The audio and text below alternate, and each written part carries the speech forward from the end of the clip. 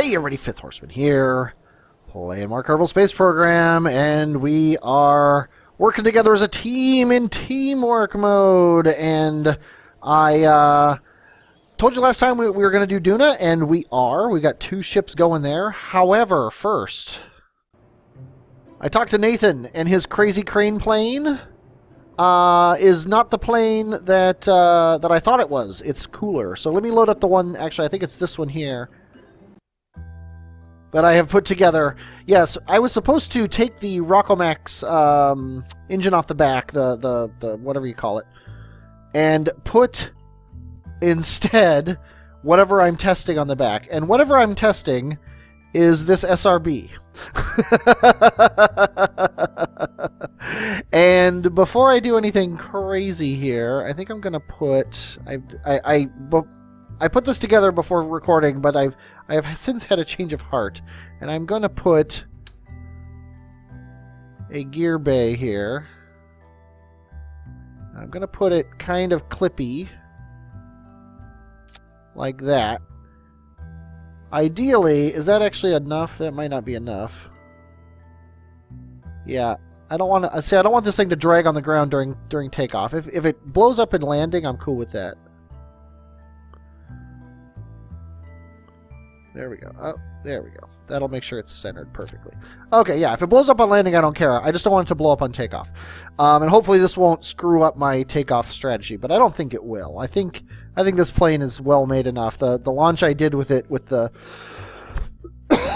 excuse me, the launch I did with it with the mainsail led me to believe that this is a very well constructed craft. So, let's look at our contract here, because there's a problem with it though.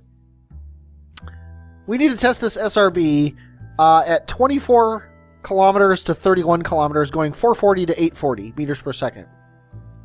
Nathan specifically says here that if you get over about 21, or get over about, what does he say, 18 to 19, if you get over that, you're going to burn out. But he attached these SRBs to it, and there's an SRB here and an SRB here. So here's my thought. I should be able to launch this thing, get it up to about 18 or 19 kilometers until we burn out, hit X to cancel the engines, and then hit the SRBs, which will speed us up and get us to the 24 kilometers that we need to, so we can test this thing. That's plan A. Okay, the plane didn't blow up. That's a good sign. Let's go ahead and stage the engines. Let them spool up here. And we're going 50 meters per second. We have not lifted off yet. Oh, we've lifted off. So, this thing is set to be very nice. I forgot to turn the computer on. Not a big deal. I think I'm going to pitch way up. We're gonna kind of treat this like a vertical launch, I think. We're just going to get up to, say, there, 45 degree pitch.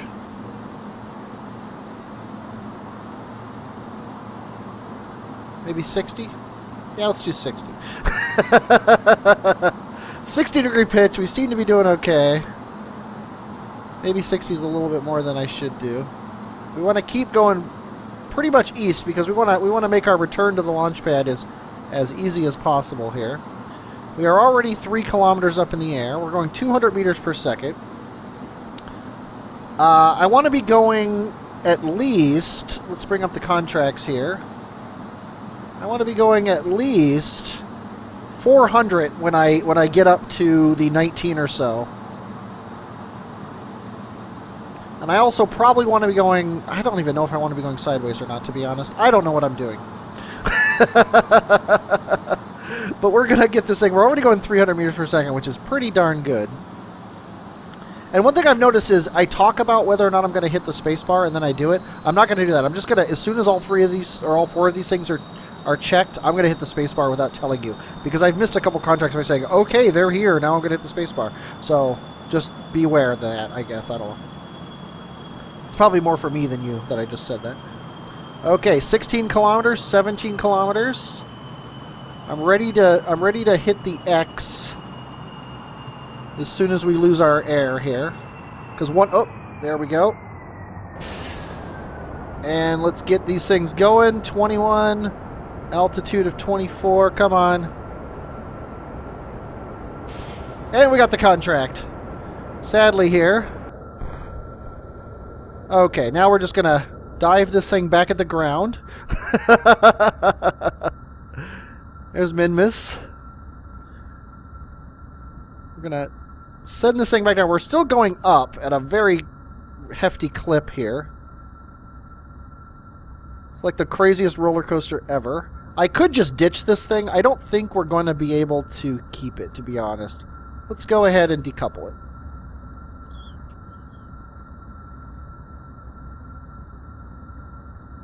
Because honestly, I think that it's going to be a hindrance on landing. Okay, where's our direction vector? We're still going basically forward. But we are still grabbing enough atmosphere to help us pull down and keep this thing going up above us. So we shouldn't have to worry about that. And we're officially going down. We made it to 40 kilometers. Pretty impressive plane you got going here. I'm actually going to spin him around. Yeah, we're still way too high for like the engines to work correctly, which is hilarious. Whoa. That was the shadow of the SRB. It's still... No, I guess it wasn't. It's still 600, 700 meters away and going away from us. So, okay, I'm happy with that. Okay.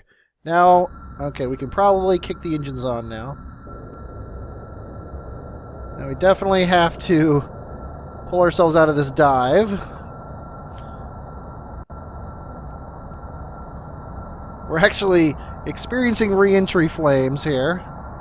This is not working according to plan, but we still got 10 entire kilometers to turn around here.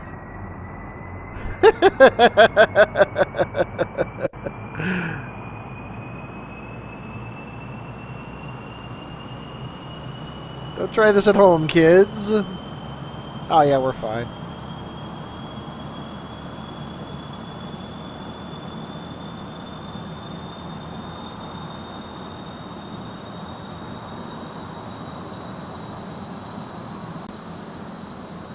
And I could try to land at the island, but I don't want to because I want the full gain from recovering the plane. But it does look cool through the clouds there. Plane's a little shaky. I was using time warp. I was abusing time warp, actually, is probably the better way to say it. So I think maybe something got a little jihad in the setup, but not a big deal.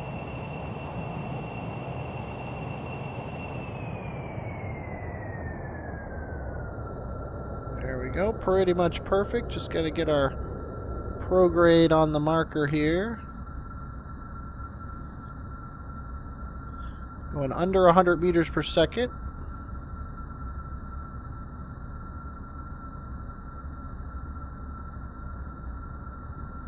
We're lighting up the runway, which is cool. Okay, just keep our direction vector down, but not too far down. 50 meters per second, and touchdown. Well, not quite 100% return because we tossed off that solid booster, but who cares about that? Okay, nicely done. I enjoyed your ship there. That was pretty awesome. Anytime I need to test something in the atmosphere, I'll probably be using it. But now for the main event.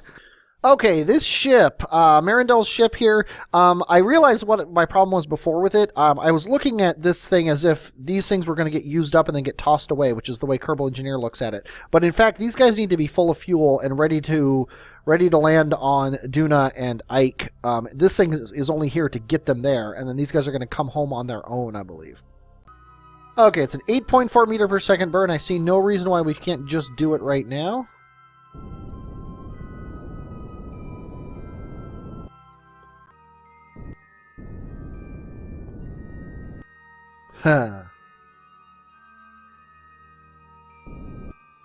There we go. That's what we want. Yeah, it says it's 2 days away, so obviously something's wrong with that, but no big deal. I guess we can just delete this. No, it's got a... Apparently this is the Ike sphere of influence in 2 days. So, okay, no big deal. It looks like this guy's going to be completely done before the Night Owl even gets a chance to go. But anyway, we are at a height of 47 million meters, 47,000 kilometers. We are traveling 909 meters per second, and we have a periapsis of 78.6 kilometers. I'm going to plug those into the aerobraking calculator. That is basically the only Dawn in-game thing I use anymore, and figure out what my periapsis should be, and I will be right back. Okay, the aerobraking calculator says 13.5 kilometers. So we need to aim ourselves inward, which is this marker on the nav ball. 13.5. Perfect. Okay, that should give me an Ike orbit, basically. And I don't actually need this very much anymore, but we do want to get high science over Duna and high mystery goo over Duna. Keep the data, and then watch this. Collect all the data in this pod, which I think is awesome. And then this is going to be low over Duna, and then yeah, these two are going to be low over Duna, which is basically at the periapsis that we're going to be at in a very short number of minutes, to be honest. Let's see, where is Duna? It's not that way, so it's... Actually, I don't know which way it is. It's so small. Let's turn off the HUD. There it is. Okay, and we shouldn't need to burn or anything. And this should get us basically a periapsis at Ike. And I just realized that mystery goo and that is not the only things to do. Let's do a crew report and an EVA report. Sadly, I think Ike is going to never come out from the other side. Yeah, Ike is sadly hidden behind Duna. Okay, we are now officially, I think, low over Duna. So let's go ahead and do a temperature scan. Mystery... Oh, I don't want to do mystery goo. Let's go ahead and reset that mystery goo. Crew report. Keep. EVA report. Take that EVA report. Hop back in. Now let's actually take this mystery goo, materials bay, and this mystery goo. Keep, and then collect those all into here. Now we don't need this anymore, except for the fact that it's attached to the rest of the ship. So now let's ride this thing back down again. And eventually we're going to be in the atmosphere. I guess now is the time. Just going to physics warp through here. Ideally what's going to happen is it's going to pull our apoapsis down to roughly Ike orbit. Oh, look at that. I hope we get some re-entry effects here.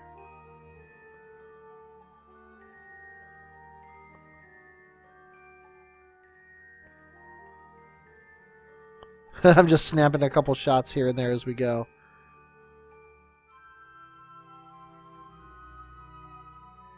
Whoa! Not what I wanted. There we go.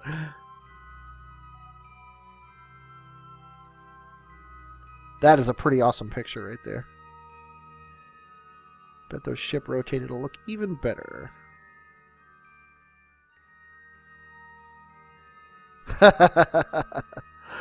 Absolutely awesome. We'll be down there in a minute. Okay. Oh, and look at that. We're actually going to get an Ike encounter. Although that really shouldn't surprise anyone. Ike encounters, you get Ike encounters by sneezing at the wrong time. Wow, we're not just going to get an Ike encounter. We're going to get like a perfect Ike interception. I'm actually going to... Are we out of the atmosphere yet? Let's slow down time here. Where are we here? Temperature scan, upper atmosphere. Crew report. I'm going to actually skip everything else. Except for the EVA report. Because I'm not sure exactly which ship's going to be doing what. But you know what? I can do it. Observe and observe. Keep and keep. This is the Duna ship. This is officially the Duna ship. And what we're going to do, actually, is we are going to disconnect these guys right now. And that means we're going to lose this thing, but you know what? Well, we'll deal with this later. We're going to hop to this guy. And he is going to burn retrograde just enough. Okay, I'm going to hit F5 because I'm afraid of staging. He's going to burn retrograde just enough to miss Duna. And then at Apoapsis, we are going to add a maneuver to not die. Meanwhile, this guy, we're going to collect all data just in case.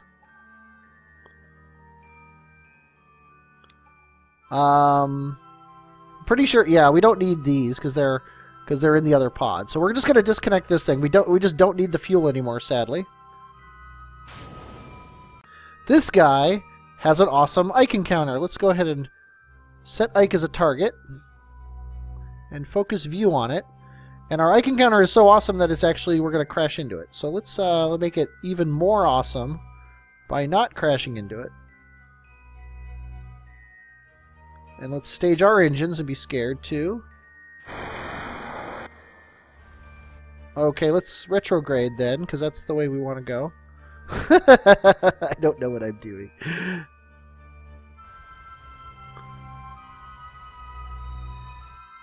Okay, a periapsis of 20 over Ike sounds reasonable to me. So we're going to set a maneuver here to get into orbit around Ike. And there you go. Whew. So this is coming up first. Let's go ahead and jump to him. Hit this maneuver node's first. So we're gonna ride you out to your maneuver node. 104 looks good to me. Okay, that will keep him from ever dying. Is the goal here? Okay, now, actually, I want to jump to this guy because he's actually going to crash into Ike. And I kind of want to watch that.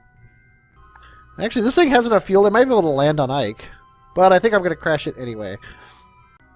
I think this is going to be the first thing to happen because the other guy had to slow down, which implies he's going to take longer.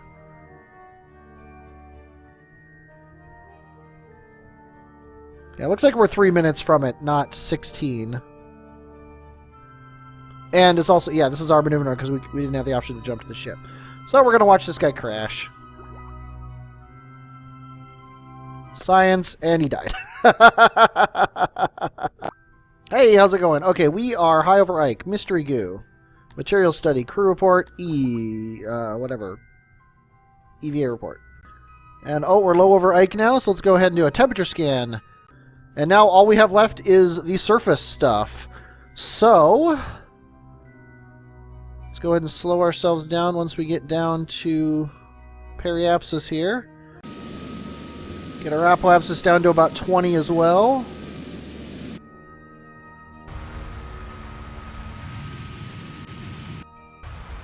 Okay, 18 by 24. I think that's fair. Okay. I hope this guy isn't too low.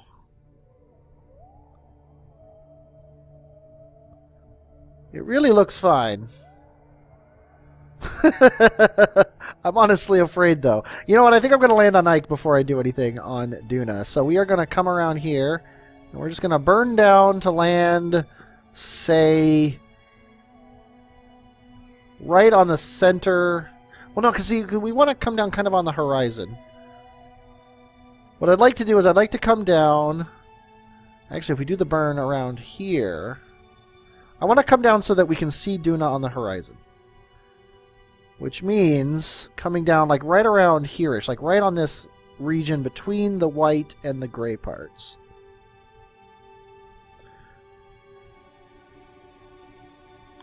Which is going to be right about here. And that should be an awesome shot with Duna on the horizon. So, it's a 2-second burn, 17 meters per second. The ship doesn't control all that well. It does have a lot of junk on it. Okay, it's a 2-second burn, so we can go right down to the wire.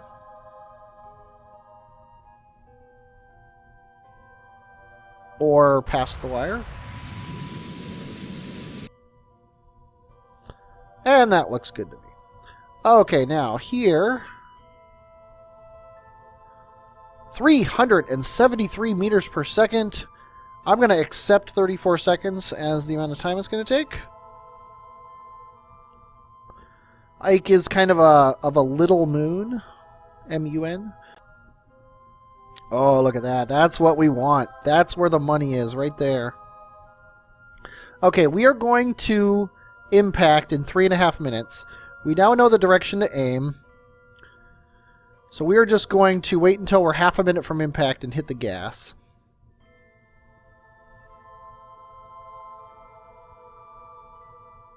As scary as it is to wait this long.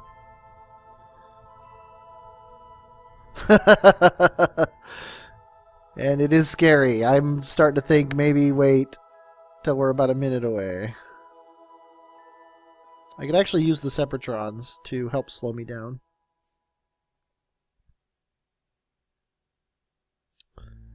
A minute away from impact. Sadly, we're on this slope.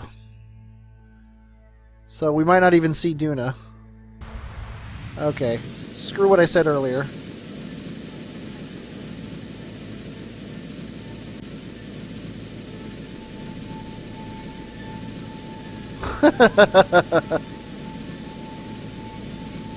Yeah, I think I might have just killed you. Oh, nope, I think we're fine. I think we're all fine here, thanks. I didn't just kill you. We're actually writing the episode. What sucks, though, is we're not going to see Duna. Yeah, we're not going to ever be at a point where we'll be able to see Duna from the surface of Ike on this mission. But oh well.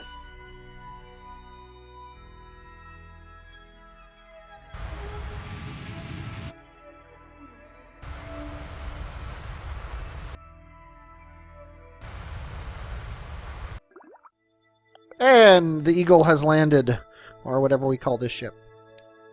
We're going to take a little trip here. We're not going to plant the flag near the ship. And who is this? Nathan!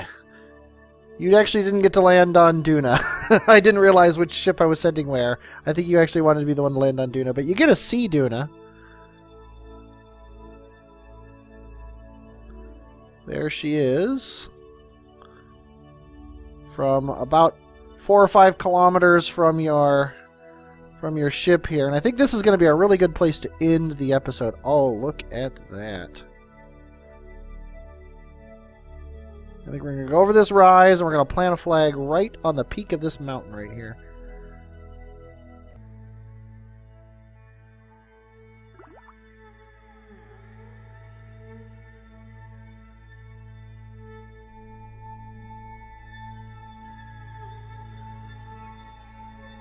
Okay, now it's time to work. Let's go ahead and plant a flag. Oh, and you even planted it kind of the way I wanted you to. The view from here is awesome. Nathan has many words, but I don't have them for him. Okay, let's go ahead and take a surface sample and an EVA report. Keep those things. And I think this is a good place to end this episode. Nathan, you did very well. I'm sure whoever's in the other ship will do just as well. But until next time, I hope you enjoyed watching me test that thing and get to Duna with our first set of craft. I definitely enjoyed testing the thing and getting to Duna with our first set of craft. I am Fifth Horseman, and I will, as always, talk at you later.